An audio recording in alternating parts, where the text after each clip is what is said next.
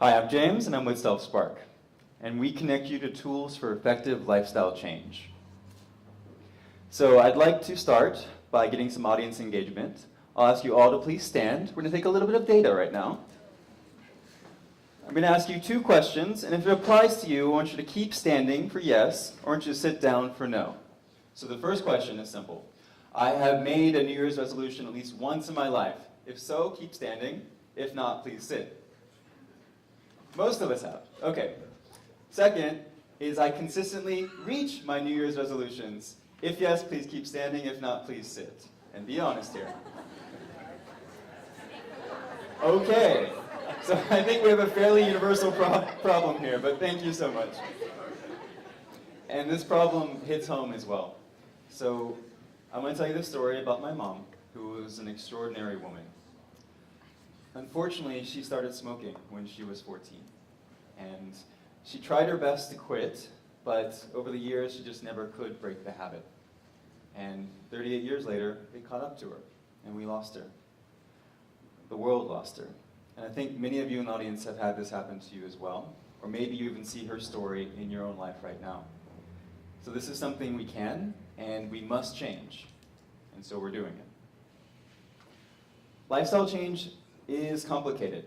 If you try to fix your sleep problem, but you're still stuck at work late every night, it's quite tough.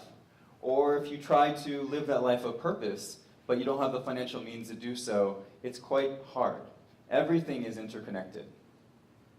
So the fundamental problem is lifestyle change is overwhelming. It's really hard to know exactly what to do. It's hard to start doing what you need to do, and then it's hard to sustain the effort over time. So our event platform tackles all three at the same time. In our private beta, we've done 70 events in 6 cities for 650 people. So you can imagine each event as an experimental test, where we try something new and see if it works. And we follow up with these people afterwards and look at those measurable outcomes. If we succeed, we publish. If we fail, we publish. That means anyone in this room, anywhere in the world can check our math, and that keeps us quite honest. This is called open science, and it's very rarely done in the industry. So through this prototyping, we've come up with a solution to this problem. It's called the Spark Weekend.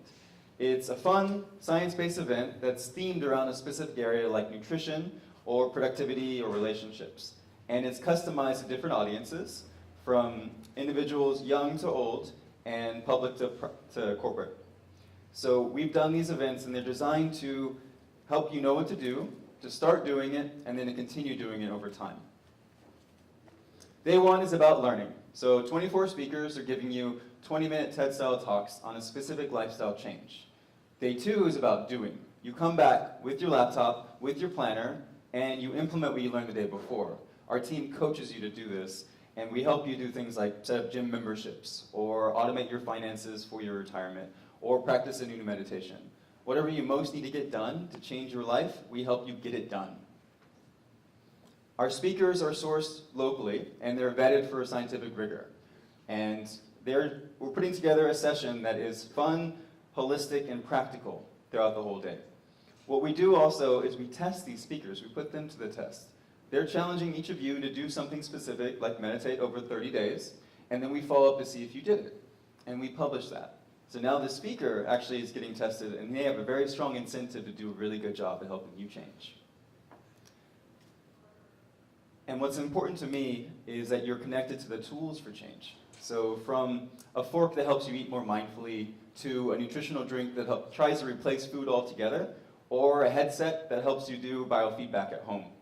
So these tools and others really help. If they're at your disposal, they really help with this process.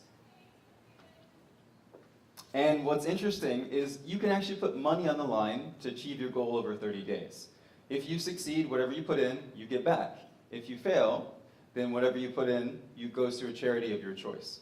And if you really want, you could do this with a group of trusted peers, with your friends, and set the same goals over a month, and do the payout tied to the group success.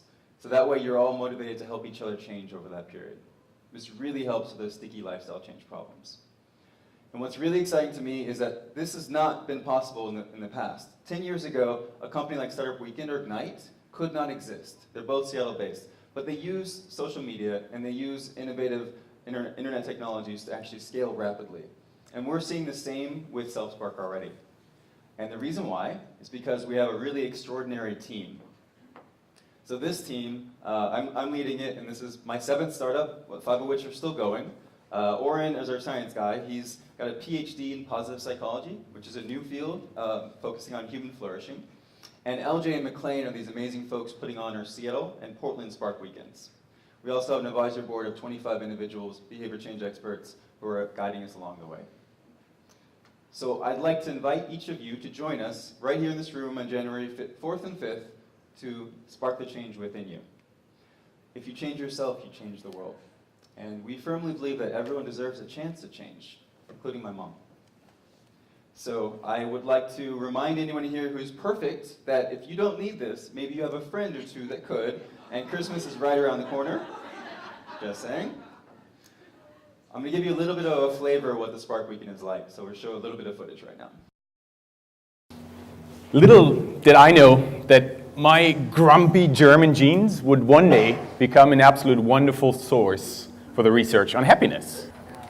In life, as in business, we don't get what we deserve. We get what we negotiate for. And upon some deeper reflection, I also realized that there are lots of connections between futures and design to life in general, and particularly to careers. That's exactly what I'm about to talk to you about. How fitness is not just about your body, but also your mental and your emotional health. So many creativity tools, so little time to use them. Wouldn't it be nice to have time to do things the right way? Always, yeah?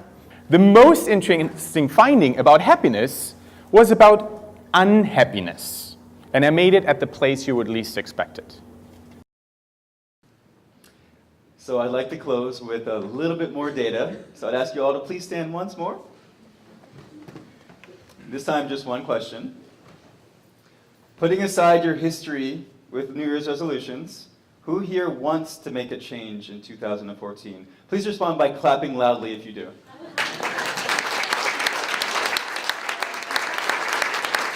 Thank you so much for the standing ovation.